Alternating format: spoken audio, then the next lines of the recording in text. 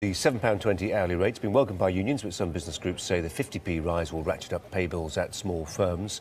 Let's take you to the editor of The Spectator, Fraser Nelson, who joins us from Westminster, as you see.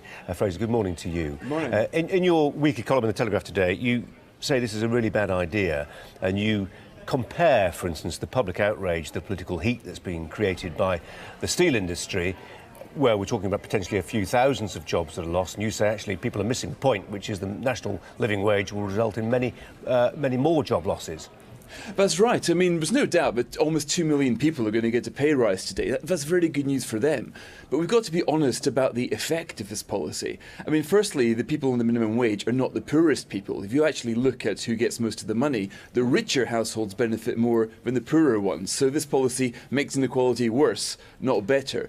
But every time you push up a minimum wage, for example, it's going to £9 an hour, what that's going to do is render unemployed those whose skills are not quite worth £9 an hour. The government's going on a figure of 60,000 extra people on unemployment benefit as a result of this. And I'm just amazed that nobody's discussing what we're going to do for those 60,000 who are going to be priced out of the economy. Will they be priced out? I mean, clearly we don't know until it starts to take effect, but in certain low-paid areas, like social care, for instance, maybe it's just the case that costs will be passed on to the customers. Well, look, there's no doubt that there's huge uncertainty about this. The government's going on 60,000. Ray Burrell at Brunel University thinks it's more like 300,000 people. That's the population of Newcastle. It might be far less than both of those figures.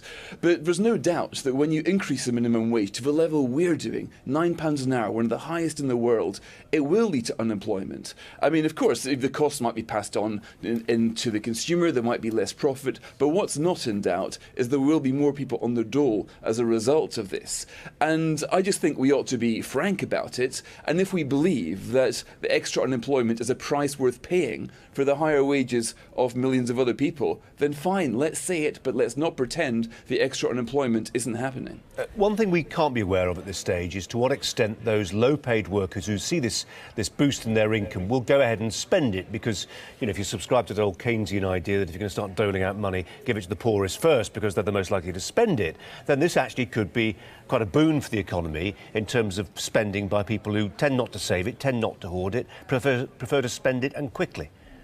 Well, that's certainly true, because given that most of the benefit will go to the richer half of households in Britain, they're going to have it to spend. For the poorer people, though, let's remember, for every £3 they get on the extra minimum wage, they only get to keep £1 of that, because the government retains the rest, either in higher taxes or in in-work benefits that are going to be reduced. So people at the bottom are not going to be that much better off. In fact, when you factor in the welfare reforms, they're going to be worse off in 4 years' time. So there won't be much spending amongst those people who, as you say, do need the money. One thing you argue this morning in your piece in The Telegraph is that this will put boosters under, will give a real lift to those advocates of roboticisation or automation.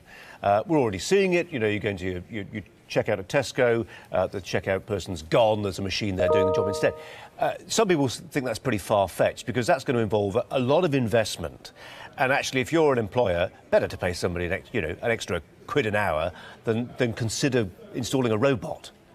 Well, look, the robots, there's nothing far-fetched about it. If you check into a Premier Inn right now, you're checking into a machine rather than a person. In Singapore, they're even getting robots to lead the elderly in exercises. And there's no doubt this technology is coming down the line. The question, as you say, is quite expensive to buy these machines. So when do you decide to dump the humans and go for the machines?